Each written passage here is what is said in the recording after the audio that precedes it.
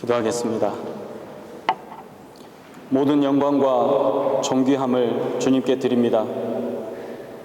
이 시간에 그 어떤 존재도 영광 받을 수 없으며 그 어떤 존재도 존귀함을 얻을 수 없음을 다시 한번 고백합니다.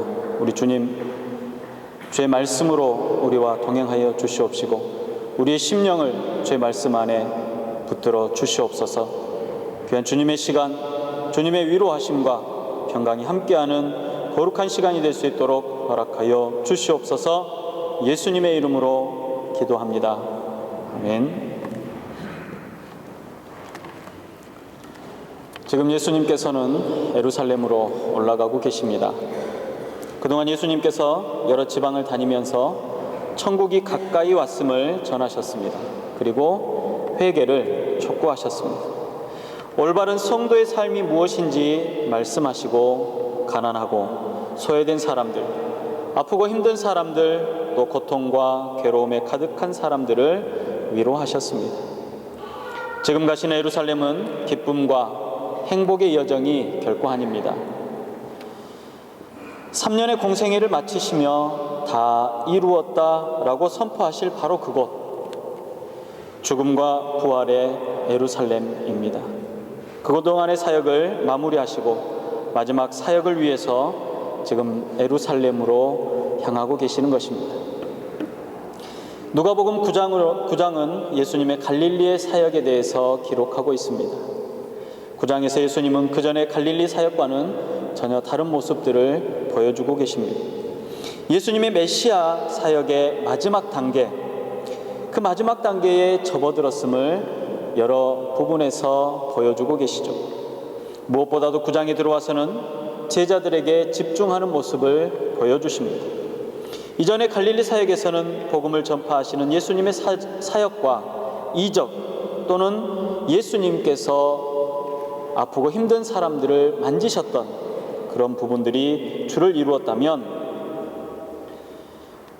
그 모습들을 통해서 예수님께서 메시아 되심을 드러내셨다면, 베드로의 신앙 고백을 통해서 메시아이심을 공적으로 드러내셨다면, 예수님께서 이 땅에 오신 목적과 메시아로서의 순환을 예고하심이 바로 그것이었습니다. 이는 예수님께서 하나님의 뜻을 이루어 드릴 때 모든 인류의 문제를 해결할 메시아적인 사명을 완성할 때가 이르렀다는 것을 보여주고 있습니다. 이런 상황 속에서 예수님께서는 지금껏 함께 해왔던 제자들을 사역에 동참케 하셨습니다. 그리고 앞으로 닥칠 환난을 대비케 하시기도 하셨습니다. 또한 예수님의 승천 이후에 감당해야 할 제자들의 복음 사역을 준비하시는 모습을 여러 부분을 통해서 볼 수 있습니다. 사역 초기에 예수님께서 제자들을 부르셨습니다. 그리고는 그들과 3년을 함께 하셨습니다. 3년 동안 동고동락하시며 제자들의 삶을 지켜보시고 그들에게 복음을 전하는 방법과 그들의 사역이 어떠해야 할지를 가르치셨습니다. 사역의 마지막 시점에 다시 제자들을 부르시는 모습을 우리는 볼 수가 있습니다. 정말로 특별한 의미가 담겨 있습니다. 이 말씀을 통해서 제자는 어떤 사람인지, 제자의 삶은 어떤 삶이 되어야 할지를 예수님은 분명히 말씀하십니다. 본문의 세 사람을 통해서 예수님께서는 참된 제자의 삶을 부탁하고 계십니다. 오늘 본문에 어떤 사람이 예수님 앞에 나아왔습니다. 그는 예수님이 어디로 가시든지 따르겠다고 다짐합니다. 예수님께서 어디를 가서 무엇을 하며 어떤 일을 당하든지 일어나서 그를 따르겠다라고 말합니다. 스승이 되는 예수님을 이처럼 따르겠다라고 한다면 얼마나 아름다운 모습이겠습니까? 그런데 이렇게 훌륭한 다짐을 하는 사람에게 주님은 의외의 반응을 보이십니다. 여우도 굴이 있고 공중의 새도 집이 있으되 인자는 머리 둘 곳이 없도다. 제자로 받아주시라고 간청하는 사람에게 예수님께서는 제자의 삶과는 전혀 어울리지 않는 여우와 새를 들어 거처할 곳이 없다라고 말씀하셨습니다. 이 말씀은 주님은 당신의 삶이 얼마나 고되고 힘든지를 아주 현실적으로 그리고 보다 더 분명하게 말씀하고 계시는 것입니다. 주님께서는 제자가 되고자 하는 이에게 이렇게 말씀하셨습니다. 그 말씀의 의미를 당시에는 알 수 없을지, 혹시는 이해할 수 없을지 모르지만 앞뒤의 문맥을 통해서 본다면 보다 더 정확하게 알 수 있죠. 주님을 따르는 삶을 제대로 이해할 수 없었기 때문에 예수님께서는 그를 제자로 받지 않으셨다라는 것입니다. 마태복음 8장에 보면 그가 대중에게 존경받는 서기관임을 알 수 있습니다. 학식과 재력과 권력에 있어서 당시 사회적으로 최상위 계층인 서기관입니다. 그 서기관이 지금 예수님을 따르겠다라고 말합니다. 서기관인 이 사람의 간청을 예수님께서는 들판의 여우와 공중의 새의 비유를 들어서 거절하셨습니다. 마태복음 8장 14절부터의 말씀에 보면 베드로의 집에 거하는 모습을 볼 수 있습니다. 그 장모의 질병과 또 귀신 들린 자들의 병고침, 또 여러 사람들이 예수님께 나오는 모습들을 그 서기관은 보았습니다. 예수님께서 지나가시는 많은 길들을 통해서 권능과 권세가 가득한 삶을 보여주셨던 것입니다. 그래서 서기관은 생각한 것입니다. 예수님의 제자가 돼서 그분의 영광에 동참해야겠다. 언젠가 예수님이 예루살렘의 영광의 자리에 앉으실 그때에 주님의 양 옆에 앉고자 하는 야고보의 형제들과 동일한 생각을 갖고 있었습니다. 주님께서 가시는 길은 영광의 길이 아닙니다. 주님의 길은 동물에게도 허락된 가장 기본적인 의식주조차도 해결할 수조차 없는 어려운 길임을 설명하고 계시는 것입니다. 마음 편히 몸을 쉴 수조차 없는 삶이 주님의 길이라는 것입니다. 그 길을 따라가는 것이 제자의 삶이며 그 삶은 영광과는 거리가 먼 길이라는 사실입니다. 영광을 따라 권세와 권능을 쫓아 제자가 되겠다는 사람은 예수님의 제자가 될 수가 없습니다. 이 서기관과 다르게 주님께서 두 사람을 부르십니다. 첫 번째 사람은 주님이 나를 따르라라고 하실 때 먼저 집에 가서 아버지의 장사를 지내게 해달라고 요청합니다. 그 요청에 예수님께서는 죽은 자들로 자기의 죽은 자들을 장사하게 하고 너는 나의 제자가 돼서 하나님의 나라를 전파하라고 말씀하십니다. 또 두 번째 사람은 주님을 따르겠으나 먼저 가족들에게 작별 인사를 하고 오겠다라고 간청합니다. 이 제자의 말을 듣고 주님은 쟁기를 손에 들고 뒤를 돌아보는 자는 하나님 나라에 합당하지 않다라고 말씀하십니다. 이 두 사람에게 예수님께서는 서기관과 달리 먼저 나를 따르라라고 말씀하셨습니다. 그 말씀에 두 사람은 공통적으로 먼저 자신들이 해야 할 일이 있다라고 말한 것입니다. 한국에 복음이 전파되어질 때 그 초창기에 이 본문이 정확하게 이해되지 않아서 많은 오해를 불러쌌습니다. 그래서 기독교에는 효가 존재하지 않다라고 비판을 받기도 했고 또 이 말씀을 문자 그대로 이해한 많은 사람들이 기독교를 외면하기도 했습니다. 그런데 오늘 성경은 우리가 이해해야 될 부분은, 우리가 바라보아야 될 부분은 제자의 삶이 무엇인가입니다. 첫 번째 사람은 아버지가 지금 살아계십니다. 아버지가 살아계신데 그 아버지가 죽기까지 돌보고 난 후에 제자로 따르겠다라고 말하는 것입니다.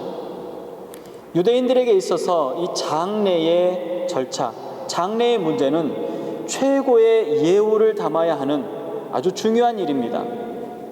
장례식은 가정의 모든 행사나 율법을 공부하거나 성전에서 예배를 드리는 일이나 유월절의 제사나 할례를 치르는 일보다도 우선시 될 정도로 아주 중요한 일입니다. 보통은 죽은 시체를 부정하다라고 말하고 만지기조차 꺼려하는 사람들이 바로 유대인들입니다. 그런 유대인들이 자기의 가장 가까운 친척이 죽게 되면 제사장이라고 할지라도 그 시체를 만지고 장례를 집례하고 장례 절차를 이어나가는 모습을 볼 수 있습니다. 이처럼 그들에게 있어서 장례라는 것은 아주 중요한, 또 그들에게 있어서 자기들의 정체성을 드러낼 수 있는 아주 뜻깊은 예식인 것입니다. 어쩌면 그에게는 아버지를 섬기고 난 후에 제자가 되어야 됐다는 그 말은 정당한 말일 수 있습니다.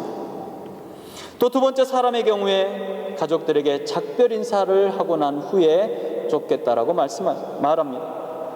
첫 번째 사람의 경우와 마찬가지로 그가 말하는 것은 아주 정당한 표현입니다.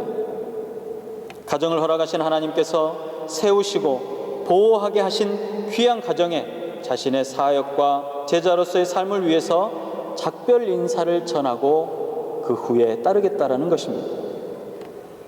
그런데 이 두 사람의 이야기를 예수님께서는 단호하게 책망하고 계십니다. 이 두 사람의 생각을 예수님께서는 분명히 알고 계셨습니다. 정말 제자로서의 삶을 다짐하고 엘리야가 엘리사를 불렀을 때에 엘리사에 응답했던 것처럼 순종하며 따르려고 하는 것이 아니라는 사실을 예수님께서는 이미 알고 계셨습니다. 본문을 기록한 누가는 이 두 사람의 대답에 먼저라는 단어를 적었습니다. 그렇게 함으로 이들의 삶의 우선순위가 예수님께서 가자고 하시는 제자의 삶을 따르는 것이 아니라 그들이 우선순위로 삼는 그들의 삶의 가장 중요한 순서로 두고 있는 것을 먼저 한 후에 주님을 따르겠다라고 말하는 것을 암시하고 있습니다. 부르심을 받은 제자의 삶의 우선순위는 그리스도를 따르는 데 있습니다. 예수님의 부르심은 분명하고 정확합니다. 훌륭한 이론이나 철학의 그 어떤 기조를 따르라는 말씀이 아닙니다. 정치적으로나 경제적으로의 어떤 부분을 들어서 우리에게 너는 나를 따르라고 말씀하는 것이 아니라는 것입니다. 철학적인 사조를 따르거나 시대의 부류를 따르라는 이야기가 아니라는 이야기입니다. 예수님께서 오직 나를 따르라고 말씀하셨습니다. 이는 예수님의 길을 따르라는 것입니다. 이는 예수님처럼 하나님의 뜻을 따르라는 말입니다. 이것을 다른 말로 바꿔 말하면 창조된 본래의 목적에 맞는 삶을 살아라는 이야기입니다. 인간은 하나님을 찬양하고 경배하도록 지으심을 받은 존재라는 것을 기억해야 합니다. 그리고 그에 합당한 삶을 살아야 합니다. 마태복음 6장 34절에 보니까 산상수훈에서 예수님께서 우리에게 말씀하셨습니다. 너희는 먼저 그의 나라와 그의 의를 구하라. 제자의 삶에 청함을 받은 두 사람에게 먼저 해야 할 일이 있다면 가족을 돌아보고 그동안의 삶을 정리하는 것이 우선이 아니라 먼저 하나님의 나라와 하나님의 뜻을 구하는 것입니다. 예수님의 제자가 누굽니까? 거룩한 삶을 따르는 사람, 천국의 소망을 두고 이 땅을 살아가는 사람이 예수님의 제자입니다. 바로 거룩한 백성 성도입니다. 성도는 예수님의 부르심에 응답한 사람입니다. 제자들을 부르실 때 나를 따르라고 말씀하셨습니다. 2000년 전이나 2000년 후 오늘이나 예수님께서 동일하게 나를 따르라고 말씀하셨고 그 말씀에 우리는 응답한 것입니다. 이 말씀에 응답해서 제자가 되기를 주저하지 않았다라는 사실을 우리는 기억해야 합니다. 제자인 저와 여러분 모든 성도에게 예수님께서는 삶의 우선순위를 분명하게 정해주셨습니다. 이 삶의 우선순위가 바뀌고 나면 제자로서의 삶은 망가지는 것입니다. 요즘 시골에서는 소를 들어서 쟁기를 끌고 밭을 가는 모습을 보기는 어렵습니다. 제가 어렸을 때만 해도 어른들이 쟁기를 잡고 소를 몰아 밭을 갈고는 했습니다. 쟁기를 단단히 잡고 소가 다른 곳으로 가지 못하도록 소리를 지르며 밭을 가는 것입니다. 쟁기를 잡는 농부가 잠시 다른 곳에 정신이 팔리면 밭이랑은 춤을 추게 되어 있습니다. 반듯하게 갈려야 하는데 뜻하지 않는 곳으로 소가 가버리는 것입니다. 그래서 쟁기를 잡는 농부는 한눈을 팔거나 뒤를 돌아보아서는 안 됩니다. 오늘날로 말하자면 운전을 하는 사람이 휴대전화로 문자 메시지를 보내는 것과 어쩌면 비슷하다고 표현할 수 있을 것 같습니다. 숙련된 농부가 쟁기를 잡듯이 습관적으로 운전대를 잡고 운전을 합니다. 눈치껏 옆도 보고 신호도 보고 운전을 하고 있습니다. 그러나 한 손에는 핸드폰을 들고 문자 메시지를 보냅니다. 이 얼마나 위험하고 아슬아슬한 일인지 모릅니다. 사고가 나지 않으면 다행이지만 신경이 분산되면 사고가 나기가 쉽습니다. 예수님께서는 당시 어디서나 흔히 볼 수 있는 광경을 비유로 제자를 부르시고 그 부르심을 받은 제자들이 어떻게 살아야 할지를 가르치고 계십니다. 그것도 예수님의 사역의 마지막 순간, 메시아로서의 마지막 사역을 감당할 그때에 다시 한번 제자를 부르시면서 말씀하고 계십니다. 본문에서 뒤를 돌아보는 것은 부모와 가족에 대한 염려나 집착을 말합니다. 이것은 더 나아가서 제자가 되었지만, 제자로 살아가야 하지만 아직 해결되어지지 않는 내 안에 있는 집착이나 잘못된 습관, 세상에 연결되어져 있는 염려나 욕심과 과거의 상처들이 다 포함되어진다고 할 것입니다. 그것이 무엇이 되었든지 우리를 얽매이게 해서 자유롭지 못하게 하는 것들을 우리는 과감하게 떨쳐버려야 합니다. 우리는 결코 하나님의 나라와 하나님의 뜻이 이루어지는 제자가 되려면 이것을 떨쳐내어야만 한다는 사실입니다. 그리스도인들이 되고 성도가 되는 것은 무엇보다도 예수 그리스도의 제자가 되는 것입니다. 그것은 우리에게 영광을 주는 일이 아닙니다. 성경 곳곳에서 성도의 고난과 성도의 어려움을 말하지만 성도에게 이 땅의 영광스러움이 드러날 것이라는 것은 성경 어디에도 잘 나타나 있지 않습니다. 성도에게 이 땅의 영광스러움은 어쩌면 예수 그리스도를 따르는 길이 전부일 것입니다. 예수님께서 가신 그 길을 알 수 없었던 서기관은 그럴 수 있습니다. 그러나 예수님의 발자취를 너무나도 분명하고 확실하게 알고 있는 저와 여러분들은 그분의 말씀하시는 제자의 삶에 절대로 오해가 없어야 합니다. 우리는 하늘에 매인 사람들입니다. 하나님 나라의 백성이요 그분의 자녀라는 사실을 잊지 말아야 합니다. 세상의 멸망과 썩어질 그 무엇과 구분되어져야 한다는 이야기입니다. 세상에 매여서는 절대로 안 됩니다. 제자로서의 기본적인 삶의 자세는 먼저 하나님의 나라와 하나님의 뜻을 분별하고 하나님의 기뻐하심을 따라 사는 것입니다. 이는 영적인 삶에서도 분명하게 드러나는 것입니다. 아무리 가느다란 줄이라도 매어있는 새는 날 수가 없습니다. 내가 지금 무엇에 매어 있으면 그것이 나의 사역과 나의 성장과 내가 하는 기도에 어떻게 영향을 미치는지 분명히 알 수가 있습니다. 무엇보다도 예수 그리스도와 그분 위에 세워지는 하나님의 뜻이 이 땅에 이루어지는 하나님의 나라가 나의 삶의 우선적인 관심이 되는지, 그것이 나의 사역과 나의 삶의 목표와 나의 삶의 목적이 되어지는지 분명히 알아야 한다는 사실입니다. 그를 위해서 우리의 삶을 뒤돌아보아야 할 필요가 있습니다. 주님의 재림이 임박했습니다. 주님께서 마지막 사역인 십자가의 사역을 위해 예루살렘을 향하여서 제자들을 부르셨던 것처럼 그동안 양육하고 함께했던 제자들을 사역지로 보내며 훈련시키셨던 것처럼 모든 환난 중에 구원하실 것을 약속하시고 위로하시는 주님의 마지막 때 저와 여러분들을 제자로 부르셨습니다. 삶의 우선순위가 주님께 향하시기를 바랍니다. 먼저 하나님의 나라와 하나님의 뜻을 구하시기를 바랍니다. 하나님의 뜻을, 하나님의 나라를, 하나님의 뜻과 하나님의 나라가 이루어지기까지 그 하늘의 소망을 두고 기도하시는 여러분들이 되시기를 바랍니다. 마지막 날, 마지막 때에 착하고 충성된 종아, 내가 작은 일에 충성하였음에 주인의 즐거움에 참여할지어다 라고 말씀하시는 그 주님의 따뜻한 음성이 여러분의 것이 되기를 주님의 이름으로 축복합니다. 기도하겠습니다. 나를 따르라. 그 어떤 것보다 강력한 말씀이 우리를 주님 앞에 불렀음을 고백합니다.